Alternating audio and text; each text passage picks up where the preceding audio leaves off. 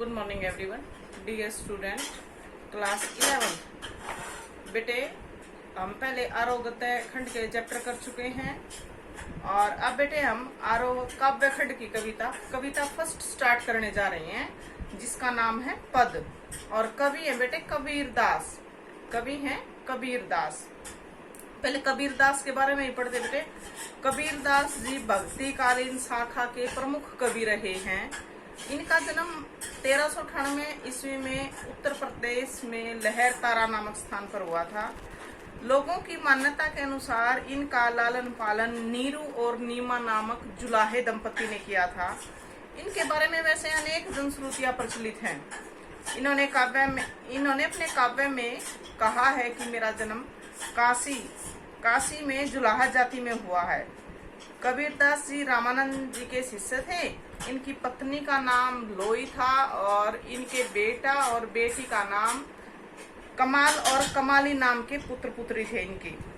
कबीरदास की प्रमुख रचनाएं बीजक साखी शब्द हैं और सिख धर्म के धार्मिक ग्रंथ गुरु ग्रंथ साहिब में भी इनकी कुछ पद संकलित है।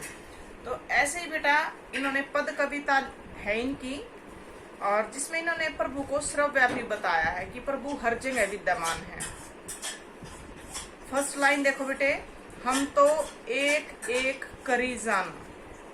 यहाँ कबीरदास जी कहते हैं कि मैंने तो प्रभु को, परमात्मा को एक एक कण में जान लिया है, पहचान लिया है। दो ही कहे तीन ही को दो गज। जो प्रभु को दो रूपों में बांटते हैं, अर्थात कोई हिंदू मानता है, कोई मुसलमान मानता है, जो ईश्वर को दो बताते हैं वो दो गज यानी कि नरक का अधिकारी है। जिन नाहीन पहचाना, जिन्होंने अपने आप को आत्म स्वरूप को ही नहीं, जिन्होंने अपने आत्म स्वरूप को ही नहीं पहचाना है।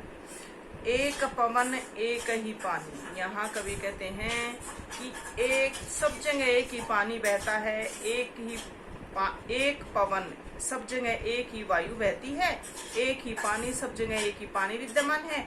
एक ज्योति समाना, और सभी में परमात्मा की ज्योति समान रूप से सारे संसार में विद्यमान है। एक खाके गढ़े हम सब का रचयिता एक ही है। एक खाक गढ़े हम सब का रचयिता एक है। सब भांडे एक कोहरा साना। इस सब भांडे इस कुम्हार ने एक ही मिट्टी से सब शरीर रूपी बर्तन कहा गया है। यहाँ शरीर को बर्तन रूपी बताया गया है। कुम्हार ने एक ही मिट्टी से हम सब शरीर रूपी बर्तन बनाने वाले कुम्हार ने हम सबको एक जैसा ही बनाया है। जैसे बाढ़ी काष्ठी काटे, जैसे लकड़ी काटने वाला लकड़ी काट सकता है, अग्नि ने काटे कोई, लेकिन परमात्मा की अग्नि ज्योति स्वरूप को कोई नहीं, अग्नि को कोई नहीं काट सकता। सब घटी अंतरी तू ही व्यापक। सब कण कण में एक ईश्वर तू ही व्याप्त है। धरे स्वरूप सोई। सब प्राणियों में अलग अलग रूप में तू ही विद्यमान है। सब प्राणियों में व्याप्त है, फैला हुआ है। माया देखी के जगत लुभाना। जो लोग माया को देखकर, माया देखी के जगत लुभाना, जो लोग माया को देखकर अभिमान करते, काहे रे नर गर्भाना। और अभिमान यहाँ प्रश्नवाचक शब्द का प्रयोग करते हुए कहते हैं, हे नर, हे मनुष्य, तू इतना अभिमान क्यों कर रहा है, तुम इतना अभिमान क्यों करते हो।